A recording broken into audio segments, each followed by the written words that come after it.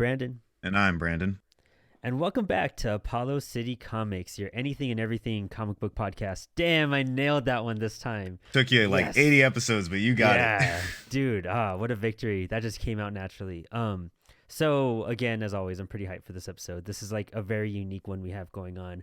And, you know, throughout the show, we always try to support upcoming creators, upcoming artists, like kind of that indie network. And in that time, kind of, you know, the suppliers of these amazing books and connecting us together as a community are just as important.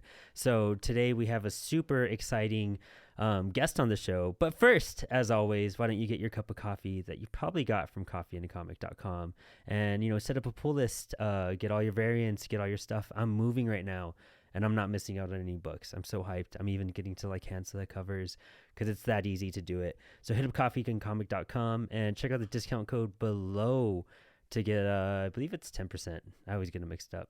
But anyways, what's going on with Lesser Known right now? Some cool stuff. Lesser Known has officially started their Kickstarter for the Level 3 Digital Lizard. Yeah, God damn it. It's like a tongue twister. Digital Lizards of Doom. Level 3. What was it? Dina's Dream, I think? I gotta double check that. Oh man, we should double check that right away. Yeah, dude, D-Lod, that's why I just do the D-Lod reference. That is way easier on your tongue. Dana Deathly, Level 3. Dana Deathly, that's what it is, yes. Yeah, Sorry. You go. Dana Deathly, Level 3. The Kickstarter has officially started. If you go on our Instagram info, or is it info page on Instagram? Yeah, I guess so. It's like your main Instagram page. There's like the link tree thing. Hit up the the link tree. It's the first link on the link tree. And we'll toss the link in the below just to make it easier for you too. Yes. But, you know, go check out that Kickstarter. Gabe was on the show last week. Go discover everything about D-Lod and that magical, fantastic world he made. It is just too trippy. Yeah. And there are multiple tiers, by the way. So you could pledge just enough to get a digital copy of the new book, or you could pledge even more to get a physical and go even crazier and get all three plus more comics. Yeah, some dope stuff. Gabe's pull list is pretty heavy. Gabe's a pretty dope guy.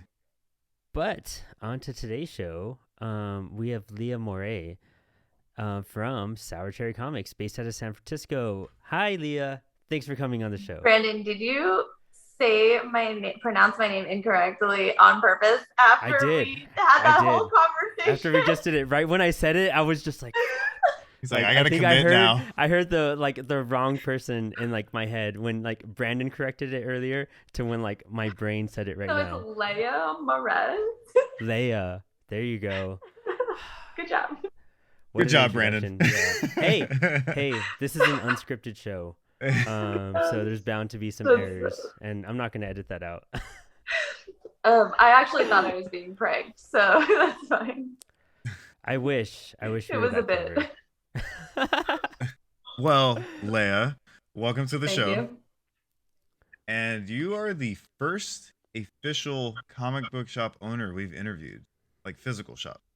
Yeah, Coffee and Comic is online based right now. They don't got a brick and mortar yet. So you are a new like industry. We're doing a brick and mortar show now at this point. So, and you have a gorgeous shop. Where did you come about? You're in San Francisco. You just opened up. How long have you been open now? And where did what inspired you to like start a comic book shop? So I've been open for approximately 29 days. Almost a month. I'm kind of, it's what inspired me was we were talking earlier about like when you're a kid, you always want to open a bookstore or something like that. And I was definitely one of those kids. I grew up in comic book stores. My dad is really an old school comic book fan. He has always had long, subscriptions with comic book stores and just would always bring me in. And so I fell in love with comic books from a young age. What inspired me though now, because I didn't think that this was, once I got in the real world, I was like, oh my God, I can never be a business owner. I could never be, I could never have something. Like, I just thought that was too lofty of a dream. But I became connected to some local business owners in the city and just kind of chatted with them. And suddenly it kind of felt more attainable all of a sudden. I was looking for the next step in my life, career-wise, and I'm not really good at working with other people. Um, or under. Because you're the only Well, yes, employee. You're yes, the but I'm not sole. good at having bosses either. Really, just don't do well under authority. Who does? Like, in all reality, like our day jobs are our day jobs for a Right, reason. This right. is So we're doing this all after hours. yeah. So I'm like, I had saved up a little bit for what was supposed to be a honeymoon that we were going to go all over the world. We were going to go to Tokyo and Seoul and just do a lot of traveling, and COVID happened. So that was a kaput on that. So I just kept saving and didn't know what to do with it. And I can't afford a house in San Francisco, but I love San Francisco. I didn't want to move. And then like I said, I started talking to business owners, and it started to seem like, hey, maybe this is what I want to spend that money on. Maybe it's an investment. And I had taken some business classes at CCSF, which are free for city residents, which is awesome. Super cool. Huge plug for City College, San Francisco. They're so great. And so I had a little bit of an understanding of how a business works. Plus, I worked retail my whole life, so I kind of knew what kind of work was involved. And I love things. I love stuff. That's why I always worked retail. And this is my love for books and comic books, plus my love for engaging with people and telling them about all my favorite things kind of blended into one. And, part of your business plan is like, what makes you different from all the other bookstores and comic book stores in the city? There are quite a few. And really, my goal was to create a queer-centric space, something where more gender diverse population would feel really comfortable walking into. I love comic book stores, but they do tend to have a very masculine energy. They have the same kind of look and feel, which totally valid, but I wanted to make something more aesthetically pleasing, more cute, more welcoming, someplace where you walk into and you're like, wow, this is like kind of magical. And and there's great like books and comic books. So what I say about the product line is it's curated because there is a focus on a lot of different things. So we have comic books. I do have some single issues. I have a lot of trade paperbacks. I have graphic novels, and I have books, but I also have toys and tote bags. I make those. Oh, dang. So I have a lot of different things. So I don't have just, I have every graphic novel, it's more like anything that looks like it fits the theme. So especially something that has like any LGBT themes, if it's written by a woman, if it stars a woman, female protagonists all the way, just more on that sort of thread, I guess. And of course, like anything that kind of looks interesting to me that I want to read, I will be stocking that as well. But yeah, I wanted to really kind of make a space that was cute. That's so, you just gave me a little virtual tour right now before we started recording. And that was the first thing I thought. Like it's just a fantastic, magical, like cozy, and it's kind of like almost like luxury because of how not only like it's odd because it's so diverse in one essence, but really like you're actually diverse in like just a very natural way where you're just so unique, where I don't see shops like yours, or even just have such a targeted audience in that sense, because it's so hard to come by. Because you're right, a lot of comic book shops that I've gone to, traveled, and just checked out, like I think of my shop here in El Paso, it's All Star Comics, and it's just like, this is just, you have your long boxes, and then you have your stuff on the walls, and then you have like all your DC, your Marvel, your little tiny indie section, and then some cool vintage stuff scattered about, but it all kind of feels the same. But I guess it just depends which shop has a bigger diverse array of products, and diverse in that sense of just like vintage and all this type of stuff. Like that's what you first think of, but yours is just such a like awesome thing because you don't see this. It's unique, and I've never heard of a shop going the direction you have. And I've always kind of just dreamed of a shop of aesthetically how yours looks. Because even bringing the arts and craft essence, like you're running a bookstore and a comic book shop. It's all about creating art, and you get to go to your comic book shop and create art. How fucking cool is that? Like that blows my mind. And I don't know why there's not like 20 of your stores like right now across the country. That just needs to happen. You have such a brilliant idea with that. I just respect it so much. I will say, I think it's gonna be a good return on my investment if just judging by the first month alone. You know, I don't want to get too optimistic because the first month is always, in my opinion, I think it's similar to, so back in the club, we called it new girl money. When it's your first time on the stage, you get a little bit more that first night because you're the new girl. And in when I did the art show, I had a really good night. Like people came all out. And oh yeah. Oh sorry, I saw did the you see? Instagram Yeah, post. it was. Yeah, it was packed. Yeah. So I fear a little bit that was like my new girl money, like my new girl moment. But it's been steady. I mean, last weekend was pretty great, and just people's reactions, like you were saying, like how it's really like unique, but a lot of people just coming in and feeling really seen. I love seeing other queer people come in and be like, oh my God, this is amazing. This is so cute. This is so cool. You have all these books. And my favorite was someone the other day came up, he was like, where's your gay section? And I was like, oh, honey, there's no gay section. This whole book is the gay section. Okay. We don't do that. Awesome. We don't box, you know, I really, it's something that bothers me about a lot of bookstores is the over like, boxification of the labeling and the organization. Like everything is very neatly organized. Like this is your gay section, this is your ethnic studies, this is your philosophy, and it's just like I don't know, it just, also I don't have employees, so my organization is chaotic anyway. it's kind of organized by age.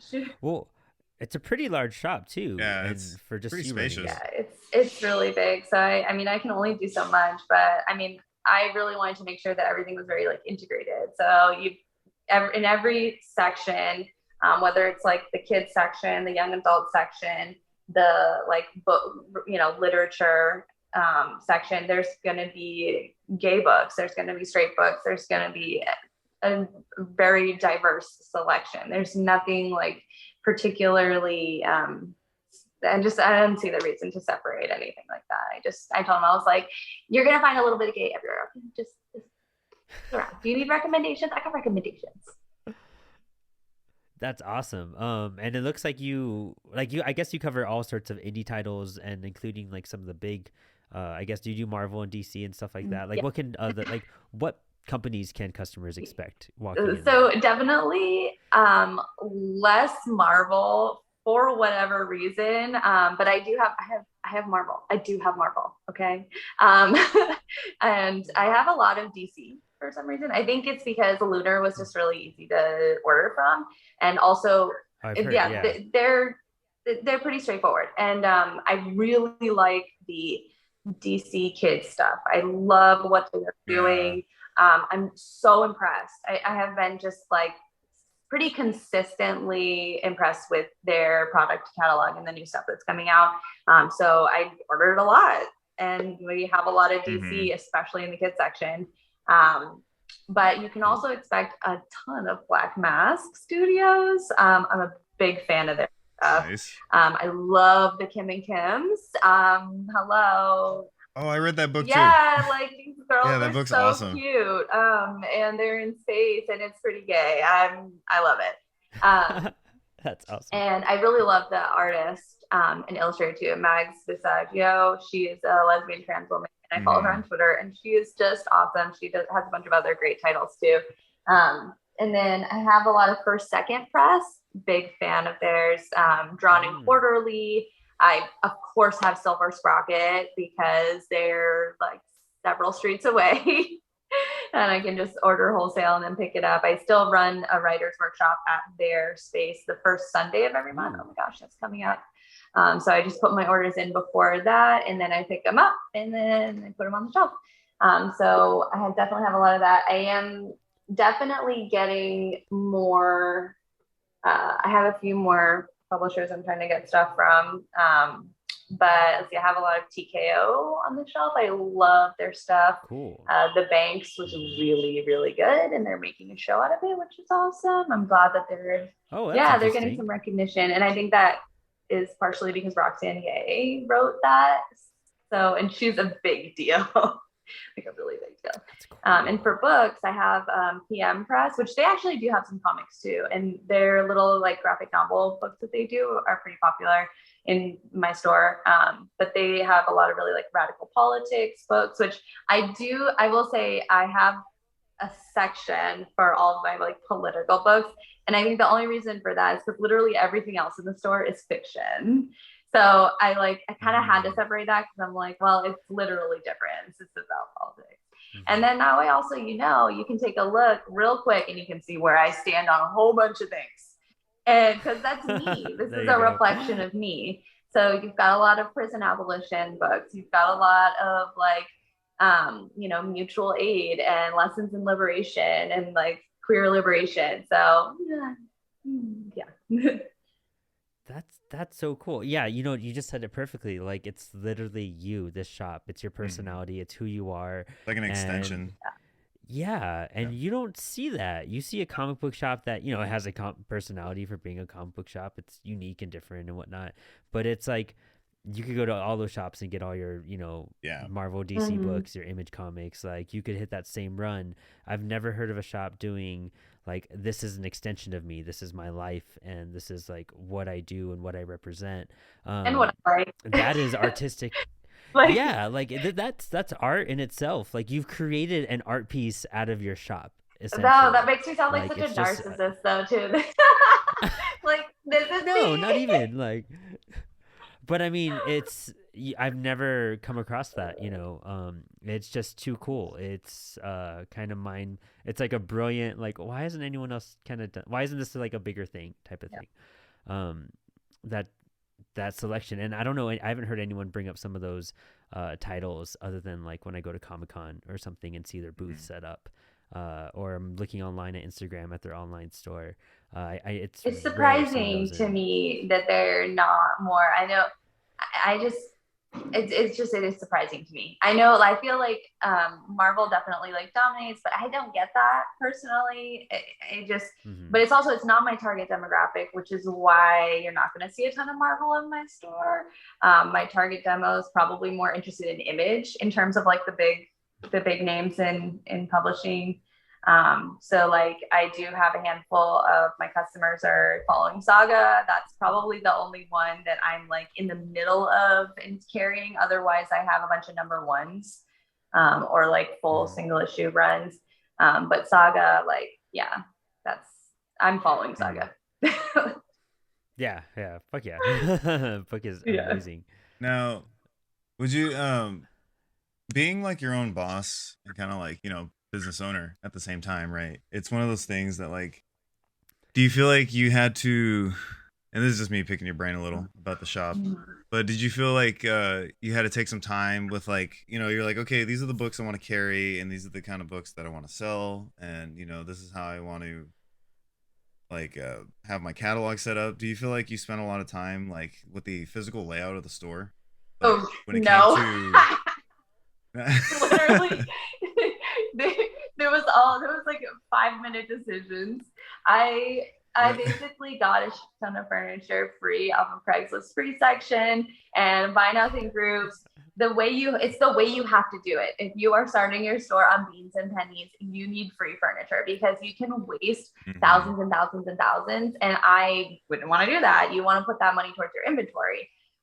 So like there were some things that when we saw them, so I say we because this was also kind of a community effort. I had some friends like help me out. One friend in particular was really helpful. Their name is AJ. They're amazing. They've done a ton of artwork in the store.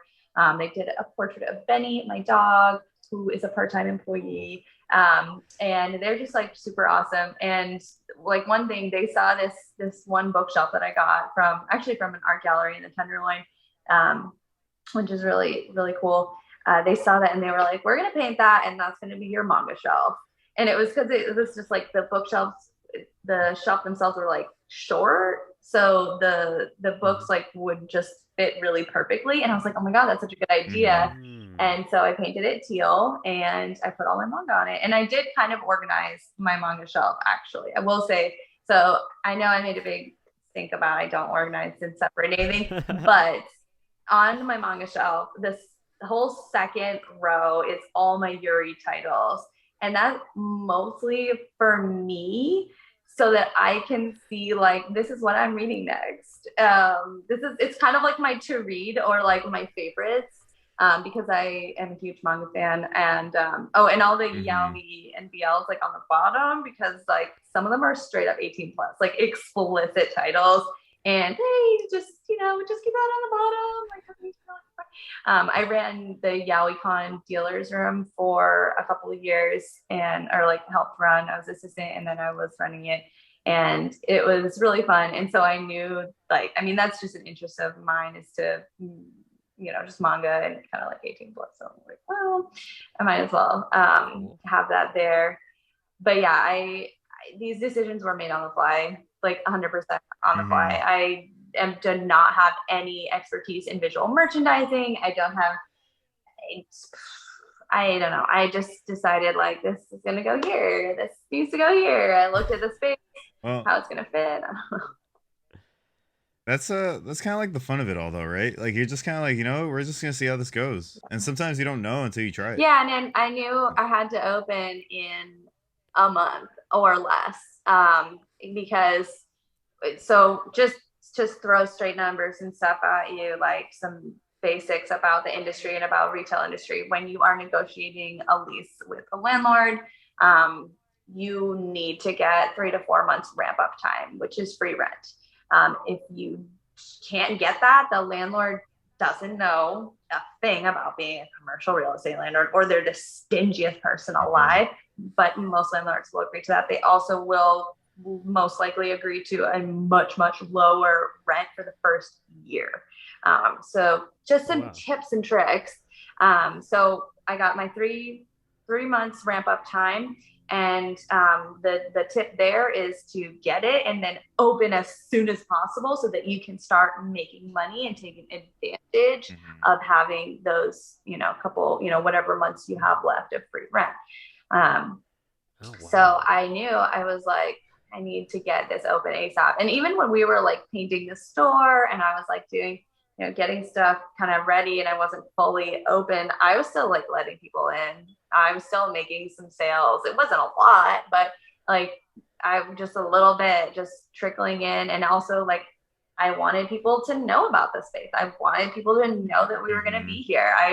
I've seen so many spaces in this city that they just paper their windows and they take forever to open. And I'm like, that makes no sense to me. You like, as a business owner, you're pissing money. You are literally like that. Where are you getting it? Or it's not even someone taking over. It's like they're doing something else with it. I just don't get it. I do not get it. But anyways, I didn't want to do that.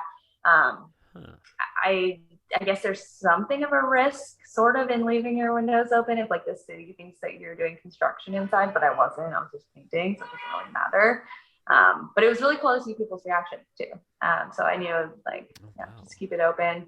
And yeah, so you want to get in and be making money ASAP, as soon as possible.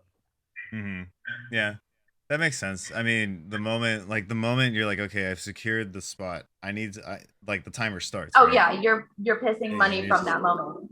Yeah, because you have a retail space and you got to utilize that retail space. It's all right. Yeah, you're fine. Yeah, yeah, it's all good. Yeah, we've said much worse. Don't. Yeah, I know, right? So the other thing I was curious about was, I guess this is something that like a lot of people don't really talk about unless you are a comic book shop owner. There's a lot of things that are niche to comic book shop owners, right?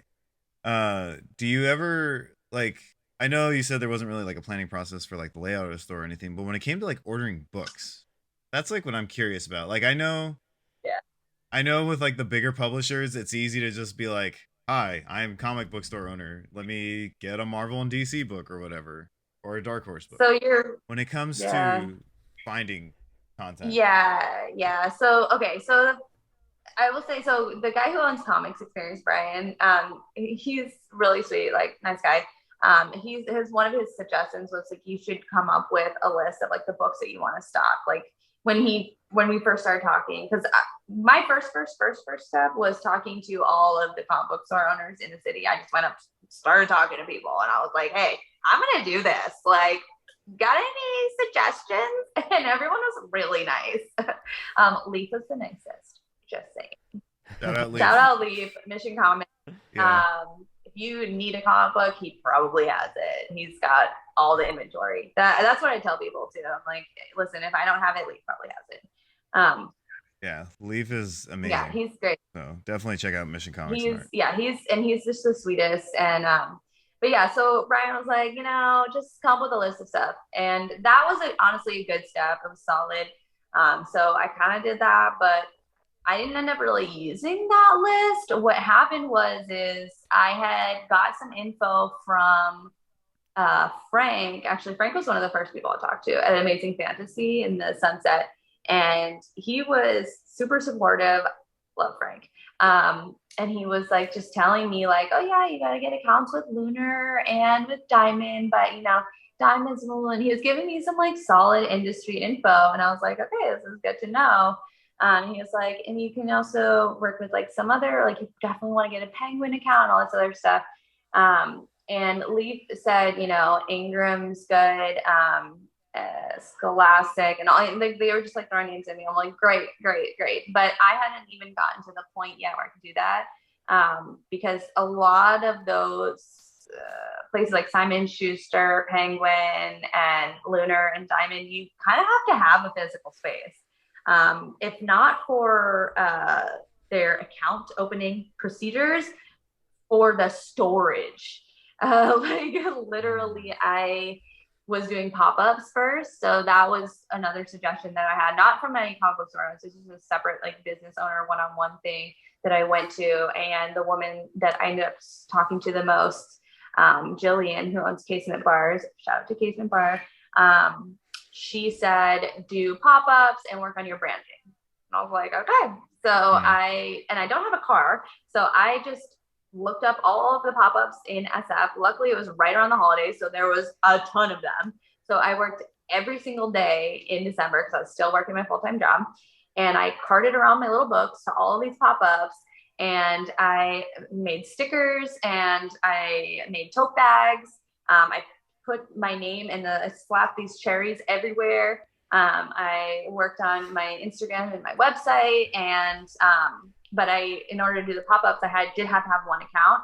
The easiest one, and I got this info from Katie Pride from Portland Words and Pictures, which is a comic book store, and she's like, set up with Ingram. They are so easy and they ship so fast. And I will say, both of those things are very true. Nice. Everything else about them sucks. Most comic book stores, they get you the books stupid fast, I promise, but their customer service, goddamn. The discount is not that good. Their customer service is just terrible. They don't let you return shit. Oh my gosh. Yikes. Bureaucratically, they're a nightmare to work with. But but the other thing is they have everything. So that's okay. And they have stuff from other publishers. Like you can get the Scholastic books, the graphics books from them, and you can get TKO from them. You can get everything from Ingram. You can actually there's so when I set up my Headshot book group account, which is also terrible to work with, I haven't even ordered anything from them yet because they're such a pain in the ass. The woman on the phone, because they do everything by phone, I'm like, who does that? So she's like, I did notice you had some of our titles in your stock. Where did you get them? Like I had the Elvira memoir. And she's like, that's a Hatchet book group title. And I was like, oh, I got it off Ingram. And she's like, And then I go on my Ingram and I start to look for some of those titles to restock. They're not there anymore. I'm like, oh my God, did I out them from like, did I cause drama? Oh, dang. Anyway, so but yeah, the distributors are a whole interesting little fun I don't know, whatever you want to call it. But Ingram, yeah, like it's really, as soon as I got the space, I was shooting emails off to everyone. I was like, hi, my name is Leah. I literally copy and pasted the same thing, and I attached my seller's permit, and I attached like my updated seller's permit, because I got my seller's permit before for the pop-ups, but I had to update it with the new address. And I attached my like business license and like a general resale certification that says that I can sell in California, and it has my seller's permit number. And I just sent that to everyone. I sent it to Diamond. I sent it to Lunar. They were easy. Well, okay, no, Lunar was easy to set up with. Diamond was a nightmare. I'm just gonna tell you right now, Diamond. Shocker. Not shocking at all, but I'm still suffering from mistakes I made in my Diamond initial orders. Like I'm sorry. That you have to set up your initial orders for like the first 2 months out. So they send you these massive spreadsheets with all this stuff, and you don't get pictures, you don't get any. No, they'll send you the PDF. But I'm like, hello, that's 700 pages. I'm not gonna scroll through all that. I can't even Control F to like compare with the titles I'm seeing with the spreadsheet. That is so stupid. And they need a better way to do that. They really, like, it is, oh my God, it's so dumb. The initial ordering system is a nightmare with Diamond. Like, I'm so sorry, Diamonds. Like, I like your products, but that, holy crap, that was horrible. And I'm pretty sure, like, there's some stuff that I'm like, why did I get that? I didn't know what it was, and I just was like, cool. Like and then there's some stuff that they messed up too. Like I ended up with that I didn't order, and at least that they might like credit my account, whatever, that's fine. But it's also like, I don't want to send it back. But now I have a 14-inch Funko Pop of Big Boy from Outcast in a football jersey. I didn't order that. Yeah, like, man, you must really love Outcast. I didn't order that. Like, I can just picture that, like thinking of your store, and then it's like right there in the window. I mean, honestly, from, like, left field, if I knew what to charge, because that's the thing that's annoying, because the packing slip has the thing that I actually did order, which was Big Boy from Outcast, but in a fur coat and 12 inches. 14 inches is a bit much. I'm just saying. But so I don't even know how much to charge. Otherwise, I'd sell it. I don't care. I sell anything. Okay, wait. If it ends up in my possession, I will sell it. That's fine. I hate having to ship things back. So I would rather just have it here, and like someone might wander in and buy it. I don't know. But I don't even know what to charge for it. So I'm like, whatever. They're still resolving it. That's the other thing. Their customer service is terrible. A lot of these places, the distributors, and any comic book store owner will tell you this, that the dealing with customer service for most of these major distributors sucks, because they have you over a barrel, and they know it. Like you need them, and they know that, and they know that you're like, you can't get anything anywhere else. Like the stuff that they have it's like a monopoly. Like I do have to work with Ingram. No matter what, there's going to be stuff that ain't up there, because there is some stuff that only they publish. I mean, yeah, they do publish other stuff that I can get elsewhere, but there's a bunch of stuff that I can only get there. And especially with some of the indie titles and the self-published things, like I have friends who are putting out a graphic novel, and it's published through a tiny, itty-bitty publishing house that does on consortium, which is what Ingram does. And so I have to get it through Ingram. So I have to deal with that. And every comic book store owner or bookstore owner is going to say the same thing. And it's really funny to me, actually, since I'm on an Ingram kick. I always thought Ingram was great until I opened the store and started having to deal with their customer service. But when I was doing pop-ups and stuff, I was like, some bookstore owner on 24th from Medicine for Nightmares, he was asking me like where I got some stuff. I was like, yeah, I love it from Ingram and like Silver Spine. He's like, Ingram. The name that just like gets people going. And Brian had that same reaction when Zoe came in and bought Tokyo Mew Mew, and they were like, where did you get this, by the way? And I was like, hey, Ingram has like a ton of manga. Like, it's sold out everywhere else, but Ingram has it. And Brian's like, Ingram. Immediate anger induces. Yeah, like, Oh my gosh. yeah, like the discount's not that good and the customer service is terrible, but they do have a lot of stuff. And with the manga, like, sometimes I just know like Ingram's gonna have it. If no one else, if Simon and Schuster is sold out or back ordered, Ingram might have it. But because the manga shortages, the paper shortages, everything, the drama in the manga world is like rough right now, and so you have to look everywhere, and sometimes you have to sacrifice and take that worst discount. Oh my god, that needs to be a T-shirt. Like, I just know, you right? screaming. Ingram! Say that, yeah. Fist to the sky, just like, damn it. It's too cool. Shaking fists to the... I'm imagining the Man, dad that's from Fairly Odd Parents. What was it? Dingleberg. Yeah. Yeah. Oh man, yeah. Were you gonna say something, Brandon? I would say that's some deep cut comic book industry I know, right? shop stuff. Like that is exactly The what stuff we they want to do don't on the show want for. you to know. I'm telling you the secret. Yeah, the stuff that no one talks The about. secret stuff. Yeah, like I remember working for Leaf. You know, like we used to, back when I worked with them, a lot of the stuff came through Diamond. And I think maybe I remember wrong, but he said it's like one warehouse that like supplies every single comic shop in the entire country, and because of that and how much product is running through there and how fast they have to, like, it's weekly books, right? Like every Wednesday books have to end up at a shop. So it's one of those things, like mistakes just happen left and right because they're moving so quick, and there's just like so much product flowing through, and that's why things get damaged, mislabeled, misshipped, you know, just everything. Yeah, I mean, I think that I like to think they've definitely improved their processes since then. In terms of shipping with all of these distributors is a whole other nightmare.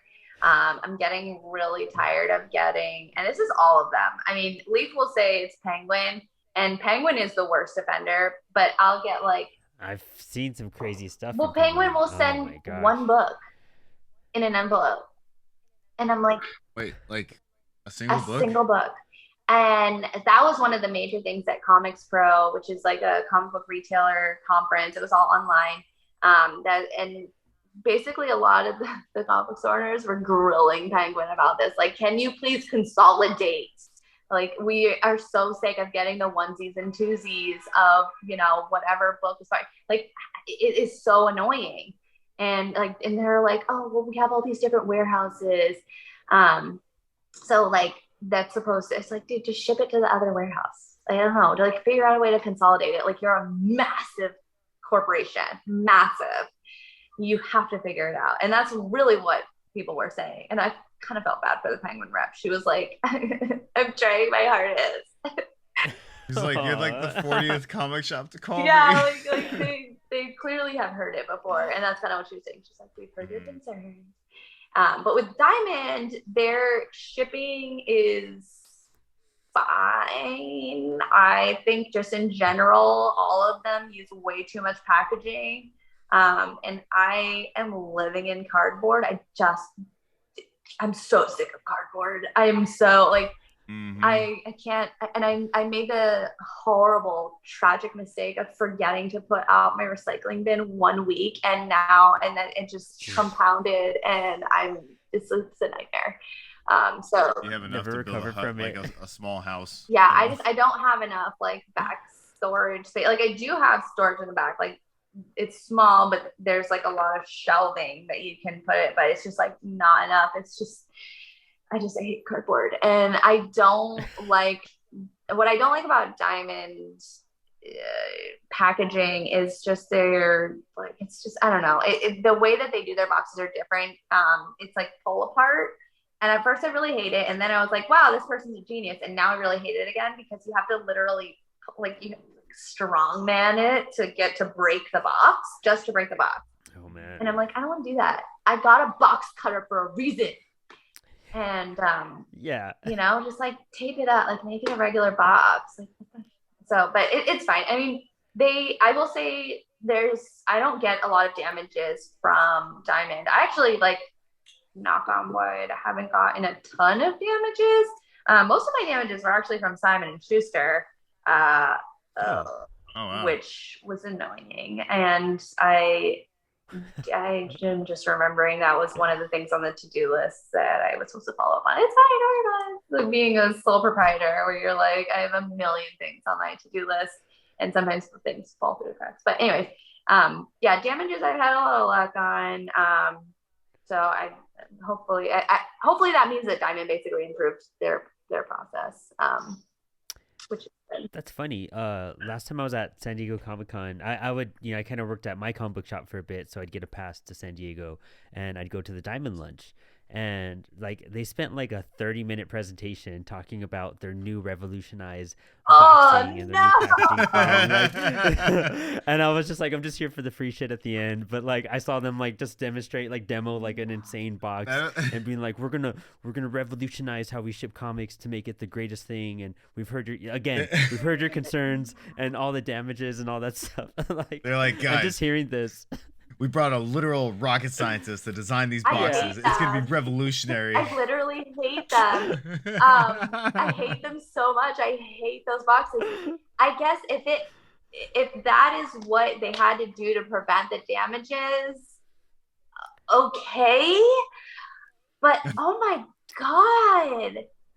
Ingram manages to send me massive boxes that are easy to cut apart and not damage my books. Although they shrink wrap a pile of books in a box, and I will say I actually think their packaging is the least wasteful too, because they don't like. Penguin's the worst, the most wasteful, because it's shipped ones and twos, and then you do get a box and it's like 2 books, and it's like this big box, and it's all bubble wrap, and you're just like, are you kidding? Like, I don't want this plastic. You're destroying theirs.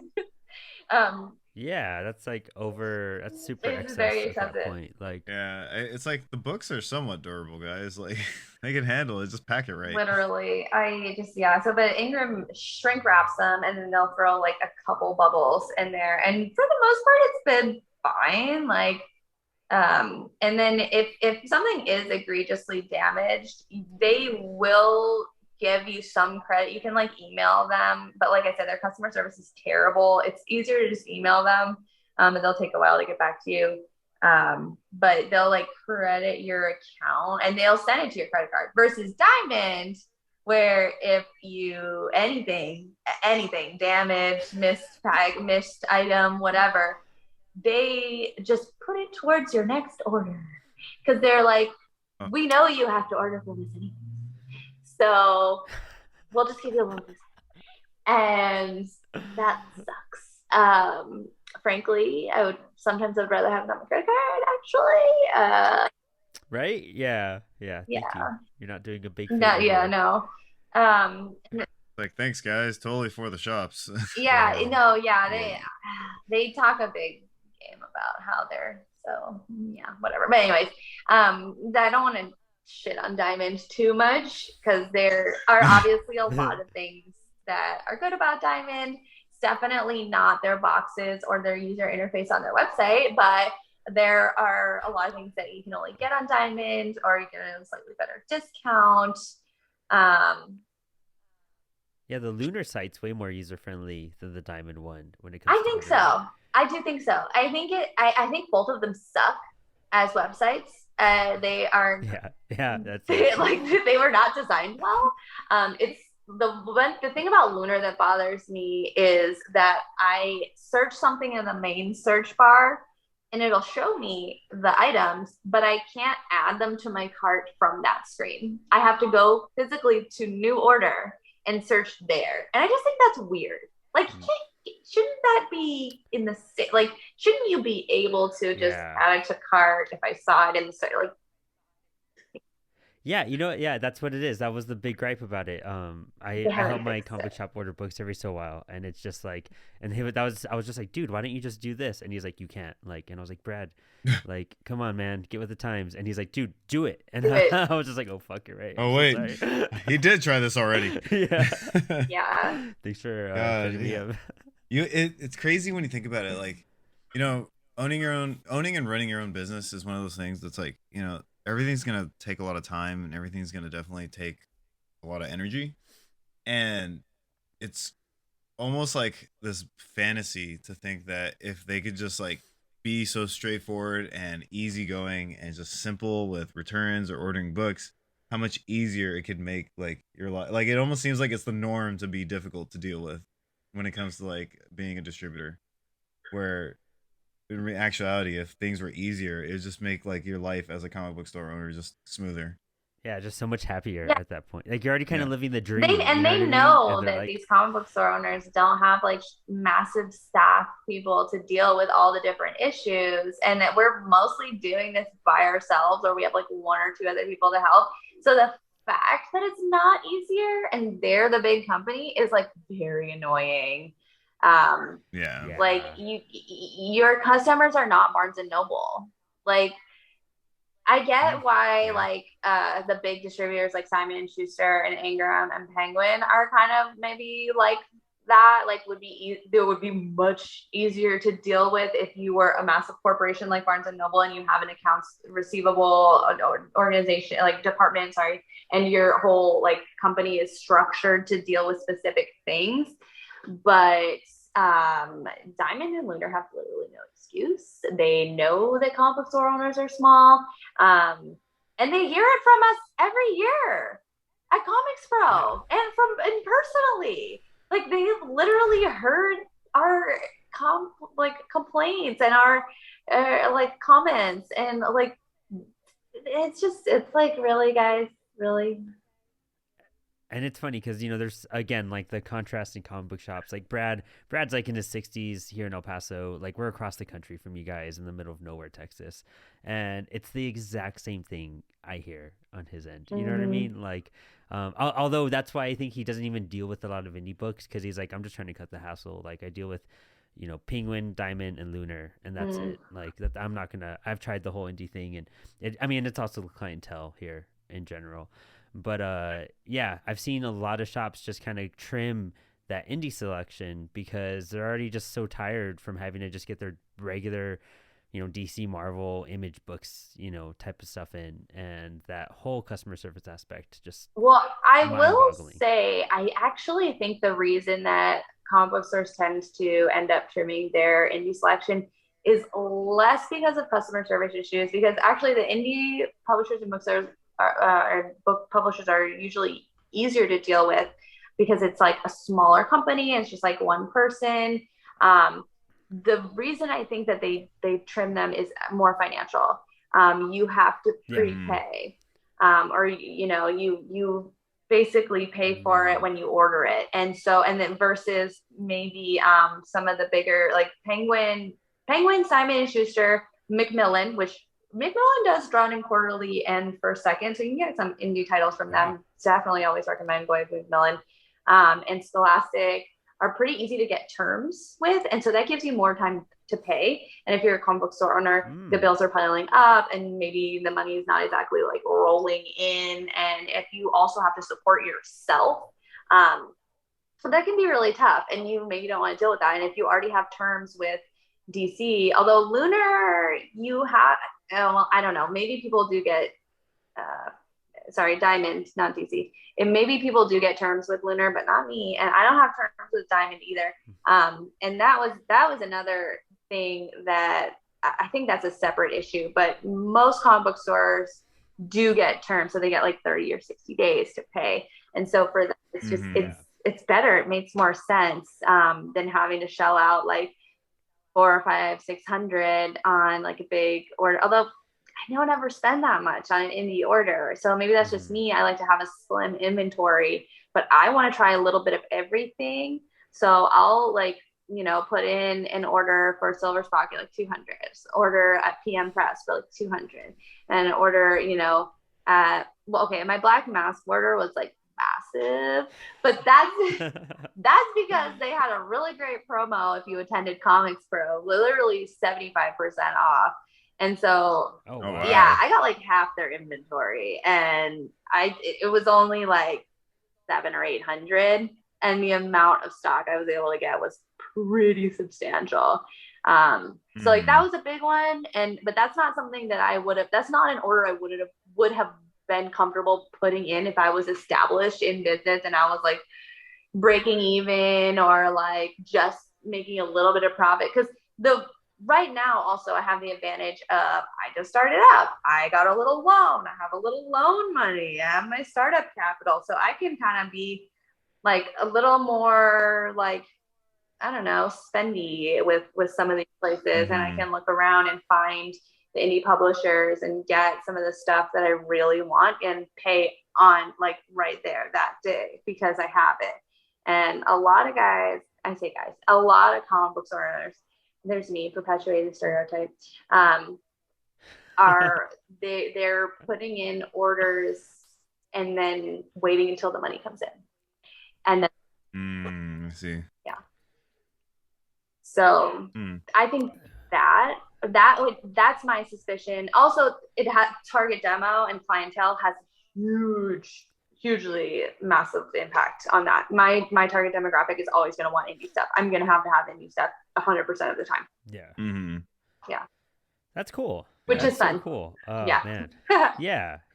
No, it's interesting. I've heard of like and I don't know if you agree or disagree, but like I've heard comic book store owners kind of be considered like the actual customers of comics, and they're like the collectors that are just like helping people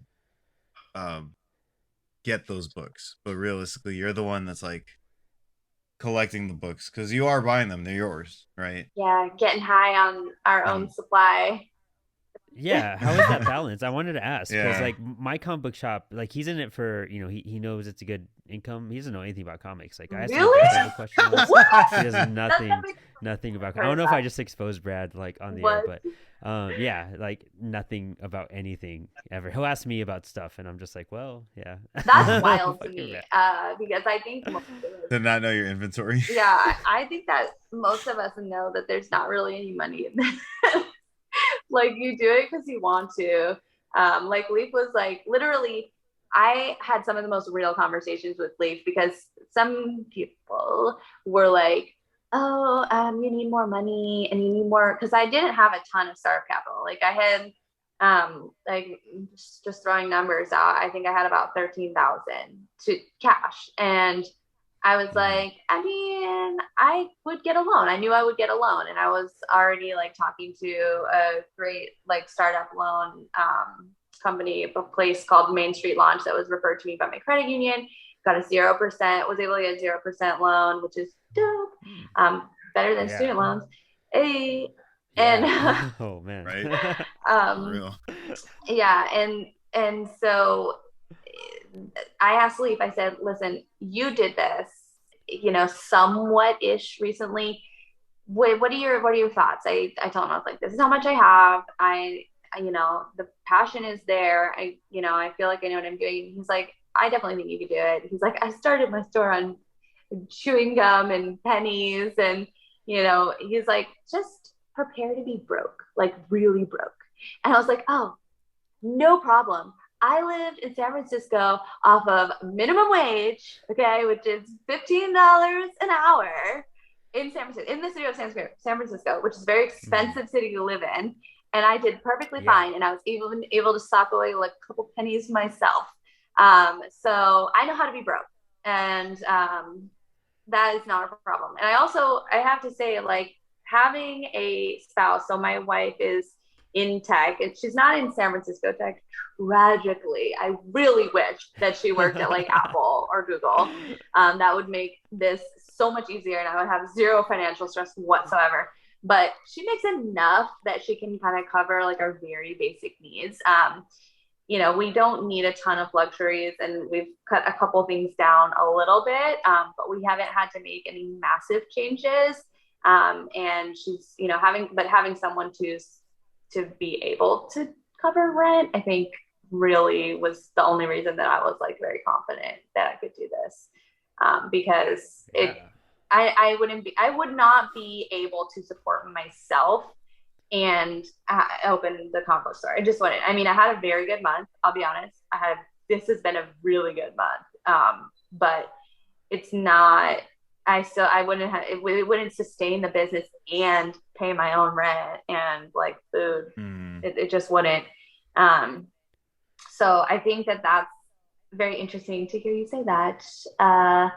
I I wanted to open this because I just love books and comic books, and I got to the Mm. point where I was spending a lot of money on comic books also. Like I was like, I mean, that was part of Yeah. the thing. I was like, if I'm gonna open a store, what am I gonna, do? And I was like, what do I spend the most money on? Books. Yeah, it's like, are you really broke, or are now you just have a fuck ton to read? Oh my That's a God. win, if anything. Like that's You're a like, great man, what do I trade-off. like? What do I like doing in my free time? And then you're like, you look at your bookshelf, like, oh, that's what I do. In my That's free exactly I gotta that's figure this out. exactly Yeah. it. I don't think I understand anyone getting into this business like just to make money. I just don't get it. Like I mean I don't imagine any retail industry makes a ton of money right now, to be perfectly Yeah. honest. And I will say, I guess since the pandemic, people have started reading more, so it is a more popular Mhm. hobby for sure. Um, Yeah. but yeah, I mean, the cool thing is you kind of can start up a bookstore with not that much. And like I joke about this all the time. It's cheaper to start a business in San Francisco than to do a lot of other things. Like the big example is buying a house. You need like at least 250 cash or your Apple stocks or whatever, to just to put Mm. a down payment on a house. And then your mortgage is disgusting. And it's like, Oh yeah. that's crazy. I just couldn't imagine doing something like that. But a business I could definitely do. And that's an investment in my future and an investment in the community, which is another really awesome opportunity that I now have. I can really give back to the community. And so I run promotions for, so like right now I'm doing a promo. If you donate to Slater, who is a street sheet vendor, on 16th Street, and if you donate to him, I have like a little donation tip jar. I will give you 10% off anything in the store. And his birthday is April 5th. So I thought it's like a cool way to kind of give back. And I did a promo for Stanley, who's another street sheet vendor, who comes by this street a lot. And I've gotten to know both of them really well. Like I said, I also live 3 blocks that way. And they're super sweet. And his promo went great. Like we raised a lot of money for him. And I think that that's really awesome. That's cool. Just to be able to give back in general, and then being able to host workshops and like kids activities and events. Like people really are interested, I think, in connecting again, but also like people do want to give back. They just like don't know how always. So. Yeah. Mm-hmm. Yeah, you're very, as we begin to like wrap it up and everything, your community aspect is just astonishing, and it's like really beautiful in a way, because it sounds like you're just doing so much across the spectrum of just bringing a community together. Like it goes outside of your shop, you know what I mean? That is awesome. That is wonderful. And again, it's not something, owning a comic shop is so hard, and we've heard a lot of shops struggle. I've seen shops close, and I've one day we could talk more and share like comic book shop stories, because I know a bunch of stories here in El Paso, and it's just crazy. It's insane. How universal it is. Yeah. They across the country, yeah. And it is just, you have this, boutique bookstore, comic book shop that like just really represents you as a person and your personality, and that's so diverse, and it kind of opens up a whole new demographic to other people too. And that was a big reason we wanted you on the show, was just like, this is just something so different that we've never come across before. We have to like spread the word about it. And us always trying to back up that indie comic book community as us becoming indie comic book creators. Like we just find it like just fucking cool. Like everything you're doing is just, I'm so happy we got to bring you on the show. So tell us anything. What's coming up for your shop? Do you have any events going on? So many. What's your schedule like? The calendar. The calendar. I made bookmarks of my April calendar, and I've been handing them out like crazy, which I hope means the events will be well attended. Cool. One thing, okay, this weekend I am really excited about the Powerpuff Poetry Club. It's just like really cute time where we talk about poetry and we write poetry and we share poetry. It's just fun. But what I'm really, really, really stoked on, I have to talk about April 9th is Saturday. I'm doing an all-day letter writing campaign with Black and Pink. The Black and Pink org is an organization that supports queer and trans incarcerated people, and they do a lot of letter writing, prison abolition work. I believe Sister Anya may swing through. This is going to be a recurring event, though. It'll be the second Saturday every month. It will be all day. I provide envelopes and paper and pencils and a long list of birthdays. So what happens is they compile everyone's birthdays who they're connected to, and you can write them birthday cards. And when you're locked up, you can't imagine what it feels like and how alone it is. And so when you get that letter that says just like anything like happy birthday or like thinking of you, and even if it's just like a little anecdote about your life, that's something that really means a lot. And so these are some of our most vulnerable community members that I am really proud to have been connected with this organization for a long time. I have several pen pals for Black and Pink. And I knew this was one thing that I knew for sure when I was opening this shop. I was going to do letter writing campaigns. And so I was able to connect with that group, and I'm really happy to do that. And we'll probably have some workshops during these, like I said, recurring all day events where some of the board members of Black and Pink org, and I know Sister Anya is one of them, will do like workshops about prison abolition for people who have questions. Like, what does that mean? How am I going to be safe? And things like that. Like the common questions, they have answers. And if you are at all curious about, what decarceration and prison abolition means, because we have a problem in this country. Mass incarceration is, it's out of control. It's like 1/4 of the world's like incarcerated. Yeah, it's pretty bad. It's insane. So this is a big issue that really means a lot to me personally. So I knew I wanted to be able to use this new platform and the space that I have to talk about it. So that is what I'm really looking forward to. And then in May, I'm doing Sour Cherry Con. It's going to be a Sour Cherry Comics Con. Sour Cherry Con, haven't decided, but Free Comic Book Day is May 7th. That whole weekend, I'm going to do, this is going to be kind of like my grand opening, but I think it's going to happen every year. It's been suggested. There's going to be raffles, prizes, drag cosplay, drag shows, fun activities. On Sunday all day, there's going to be an artist alley. It's just, think of the convention, the con experience, and make it small. Mm-hmm. That's so cool. Nice. Oh, dude. Man, that is just... Yeah. I got to go visit you. I got to figure out a way to go to San Francisco and hit you up. Yeah, well, that weekend would probably be a good one if you can, because I'm going to spend this whole month promoting. Like, this is planning, and like, I'm not going to be sleeping any of April, I don't think. Yeah, I can imagine. Worth it. But it sounds like you're going to have a blast too. Like, and it sounds like you're getting the support you need. And I'm glad we could kind of spread the word a little bit and, get people to check you out more. I was curious about one thing though. Okay. So, with like the space you have, with the shop, one thing I've noticed, I haven't been to like every single comic book store in San Francisco. I've been to a lot of the ones everyone knows, Outpost, Mission, and Cards and Comics, stuff like that. One thing I've realized is like, every shop that I've gone to has this kind of, back to what we were talking about, how like a lot of comic book stores have this like similar vibe or almost like this like masculine approach.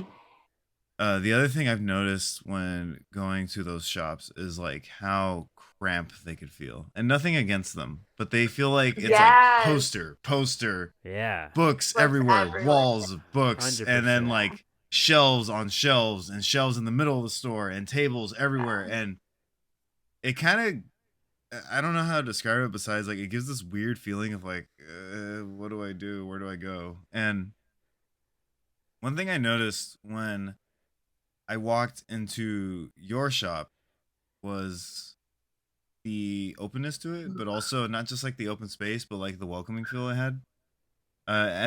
I don't know how to describe it exactly, but it was like when I was there, I was like, this is like a place I feel like you could hang out in, and a place you can kind of just like buy your book, sit down and read it. And maybe it was the dog. I was enamored with Benny when I walked in. That was like half my time there. Yeah, that's right. I remember that. But like walking around and looking at the books and just like seeing the selection and just kind of deciding what to get is just, it felt more comfortable. And like, yeah, there's like toys and stuff on the walls, but it didn't feel as like in my face, you know?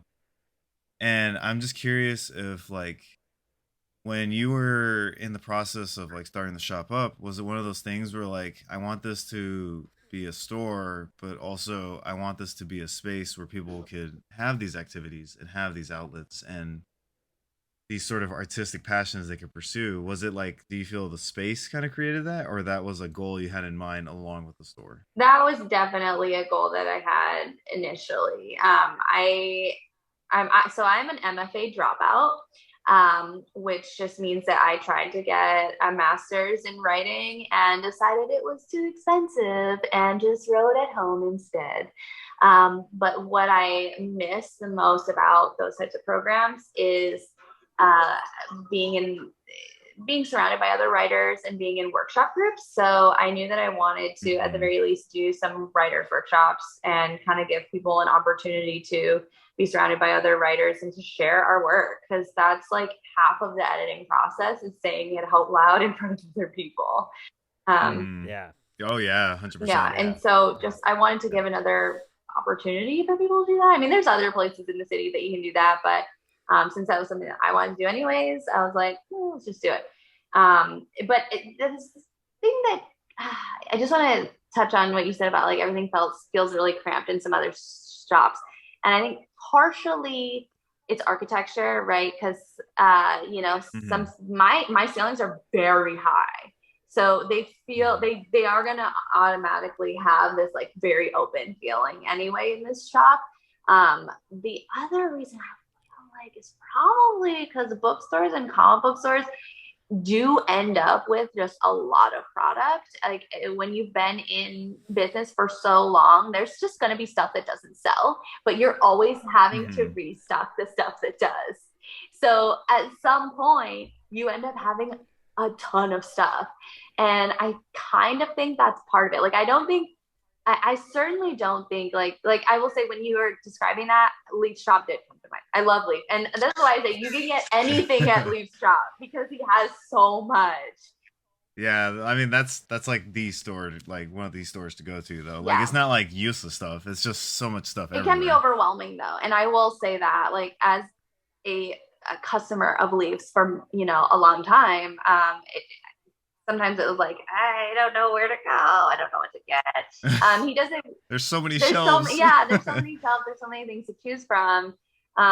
So for one thing that I knew, well, also I mean I'm just starting out, so I don't have as much stock, I'm not going to have as much inventory. Mm-hmm. I did want to though have like a little bit more of a curated experience. So that's why I say like a lot of the books that I have certain themes or vibe, and just like there's but I will say that there's not that much stuff that I definitely won't carry, unless I know like, oh, I don't want that. Like I will never carry Harry Potter books. Sorry, I hate that woman. Like J.K. Rowling is everything that I stand against. All she had to do was shut her mouth and collect her millions, and she didn't. Yeah. And she's gone on a Yep. whole hateful tirade. Literally, the group of people that I honestly, I just don't understand. Like, I don't understand why she hates trans women so much. Like, my wife is a trans woman, and so I would never want to stop her books. Period. You're gonna go on a Mm-hmm. Yeah. hateful tirade against a marginalized community of which I'm very close to. I'm sorry, your books don't get to be in my store. Like, period. Yeah. Exactly. Like, I mean, that's not gonna make much of a difference to her paycheck, but either way, like, I'm just trying to make a more curated experience. I think is in general is where I think I'm coming out with this in terms of like you're not going to see a ton of inventory. Also, like my inventory tends to be more slim. Like I'm not at the point where I'm gonna buy 10 copies of one trade paperback or one book, Mhm. Mm-hmm. except I did accidentally buy 10 copies of the Elvira memoir. I mean, I've sold 5 of them, which so since Hey, that's 5 since sold. Yeah, That's there you November. potential go. 5 Yeah. more. You know. Yeah, 5 more to go. Okay. Yeah, but I mean, Yeah. it's just like in general, though, I will get like 1 or 2 or maybe 3 of each title, unless like you know, I've already gotten it and I know it's going to be popular or something because it was and I keep selling out of it. But I'm not really at that stage yet. And I think a lot of these stores are at that stage and they know, like one of the things we were talking about at Comics Pro was the different manga to get and stuff. And everyone's like, Junji Ito, like we can't keep them on the shelves. We stock them 6 or 7 deep. And I'm like, okay. I mean, I'm still going to get only 2 of everything.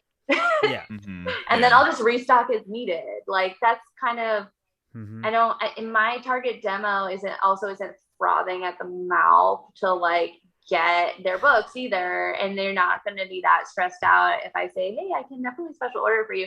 That's the other thing too. The benefit of A, being new, and B, being a queer woman owned business. People actually like in the community want to support. So like they will give me their name and like contact info and say like, I was looking for this book and like want me to order it for them. When most of the other bookstores and comic book stores could order it for them, but like they want to buy it from me. So like, I think that works to my favor as well. And just in general, like I try to just not put too much in here because I knew that I wanted to do a lot of stuff, although I still have a lot of tables, honestly. I think I got one too many free tables. Limiting that stock also allows you to utilize that space, right? To like maximize the experience of whether it be like arts and crafts kind of thing or some sort of like workshop or anything like that. And I think that kind of, you know, it's awesome to be able to do that, be able to have that option and be able to like curate this experience the way you vision it, but also, you know, it's like you're that comic book collector who's selling to other people, but you're also kind of have this like vision of the store, but also sharing it with them because you allow them to have these like experiences that where they bring their own into it.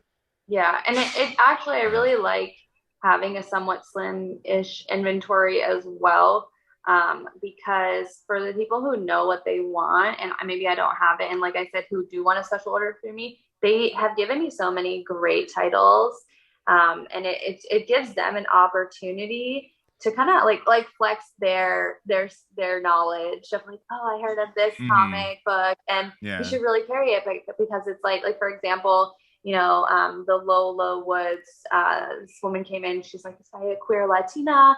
And I was looking for it everywhere. And I was like, oh, I would love to carry that. And what, you know, what's it called? And I looked it up immediately. And that's the other thing too, like it's kind of, the bookstores are generally not as high traffic. So you can give that more hands-on, like one-on-one experience. And I can like go to my iPad and look it up and above the tree line and find it. And I'm like, oh, I can get that from Lunar. That's awesome. I'm going to order like 3 copies because I want to read it. And maybe, you know, I'll recommend it to someone else. And yeah, so it's a great opportunity for your customers to tell you what they want and to help you curate that experience, I guess. Yeah, working together to like create this like unique shopping experience. You know, that's in a way, it's like every person has their own like personal experience of like, you know, it's not just I buy the book. It's like, let me share with you why I love this book so that you can share with other people as to why you love it now or why it could be a recommendation. Yeah, no, totally. And I think that's there's something about that you can't really like have that at like other places unless it's like curated for that, you know? And yeah, Barnes and Noble does yeah, that. yeah, Barnes and Noble. And even some of the comic book stores, I will say this is another benefit of me like not doing the subscriptions or pull boxes really. They have so much on their plate dealing with the subscriptions and pull boxes because that's half their clientele, and that's not my target demo. Like my target demographic is really not following the diamond previews. I tell people all the time, people who come in, I say like, hey, if you're following it, like if they go right to my single issues display shop, I tell them like, just so you know, like I don't have a ton of single issues. Like I have a bunch of stuff from Black Mask, but that was a really good discount. But you know, a lot of it is number ones that I thought looked interesting. But if you're following a storyline, like let me know and I can pick it up for you if this store is convenient for you. But again, like that's a matter of your decision. Like if you're across the street and you want to pick them up from me, then maybe consider like, you know, giving me your titles. But I'm not really going out of my way to make subscriptions and pull boxes a thing. That's not going to dominate my business. It's just not like it's not my target demo. Mhm. They already go to Leaf or to Frank or to Comics Experience for that. And that's, it's also like my store isn't set up to do like just the nitty gritty of like the POS systems and stuff. Like mine's not really set up for that in a very efficient way. So like special orders I can do and like little notes, like it's old fashioned, like on a clipboard. But anything more intense than that, I don't really want to do. I can see that. That makes sense. Yeah, especially starting off. Yeah. You know, I can imagine that hustle at that Yeah. point. Well, Leah, this was, I got it right. Great job. It's been awesome talking to you tonight, and I'm so glad we got you on the show. I can't wait to go visit. I wish you the best success. Thank you. And dude, this was really an enlightening conversation and experience just from like across the country, hearing and knowing about your shop. So you'll definitely hear more from us, and maybe we'll get you back on to talk about writing. That's super interesting, since both of us are writers. Like there's so much more I want to like ask you to, but that's just, we could talk for hours and hear you talk. I could spill industry secrets forever. Yeah. Let me tell you guys about each distributor and why they're on my my shit list. But I mean, thank you so much, and we look forward to it. And do you have any other last shout outs that you want to give right before we sign off? Or no, I think we covered everything. You should definitely come visit. And I mean, shout out to, we've already shouted out Leaf at Mission Comics so many times, but he really is the best. Mm-hmm. He's got everything.